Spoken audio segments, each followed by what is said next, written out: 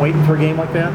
The backs. I have. Those guys have been working hard for a very long time, and we've been close, but it was good to see those guys come out and make some big-time plays. What was different, either in the operation or the way that your guys are running? Well, I just think that, Terrion is finally healthy, so I think he has just a different gear back there, and I think all of the running backs complement each other, and so during the course of a game, you can get the defense, off track by presenting different style runners. How nicked up has he been?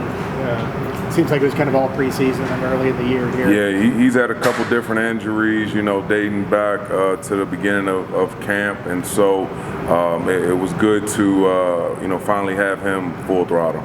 You mentioned at sort of Wofford game, I asked you, was sitting him against Wofford a good idea? You said you wanted him full speed. Yeah. I guess on that 85 run, it showed he's at full speed. No doubt. And, he could have played against Wofford, but, we wanted to make sure that he was ready to go for conference play. And so it definitely worked out. He had a different gear on Saturday and did well.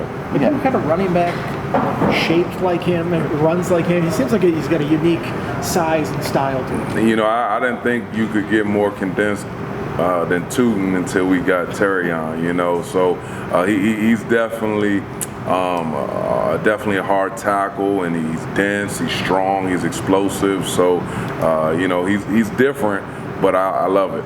Is his style a little deceptive? I mean, you look at him, you go, he's just going to try to run you over. Mm-hmm. It looks like he's got some moves. He does. It's one of those things where he's a fire hydrant. So, tackling him, guys don't like to tackle him, and he wears you down, and then he can, make you miss, if you duck your head. And so, I think he is definitely deceptive when it comes to his agility and making guys miss.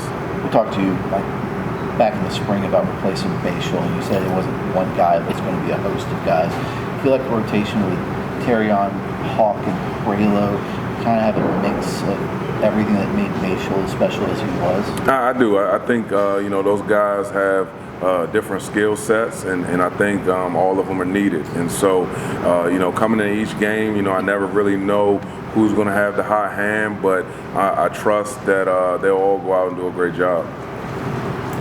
What have you liked from your group in terms of their aggression?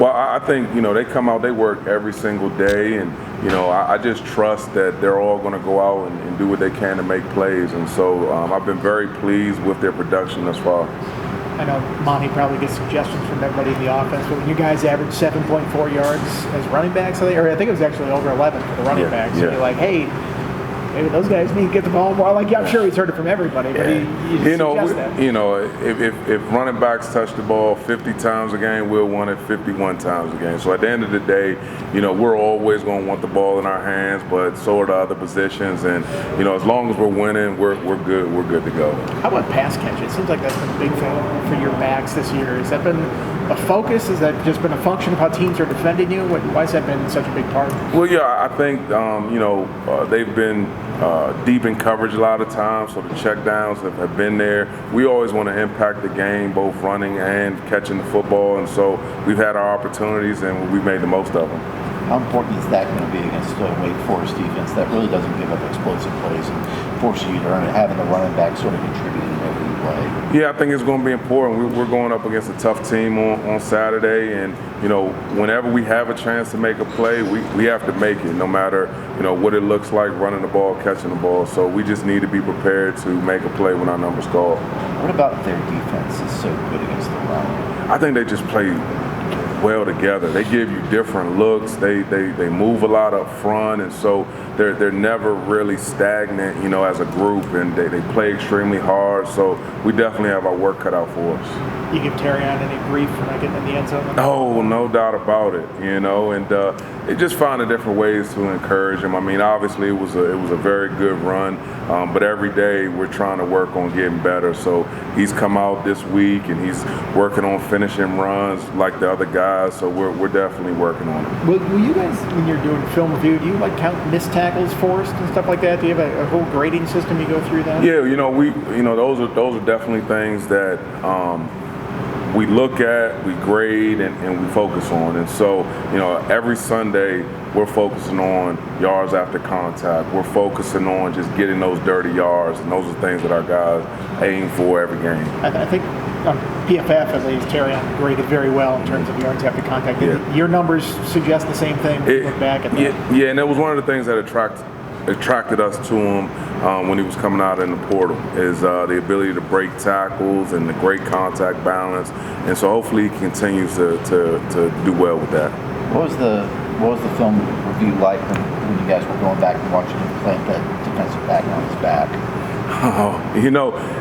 Surprisingly, that was a misread by him in the run, and so at the end of the day, it was one of those runs like no, yes, but at the end of the day, I trust those guys to make plays, and, he understood that that's probably not where the ball should go, but every once in a while, they just have to be creative and make a play. Is that where the bully nickname comes from? He definitely punishes guys when he's out there playing.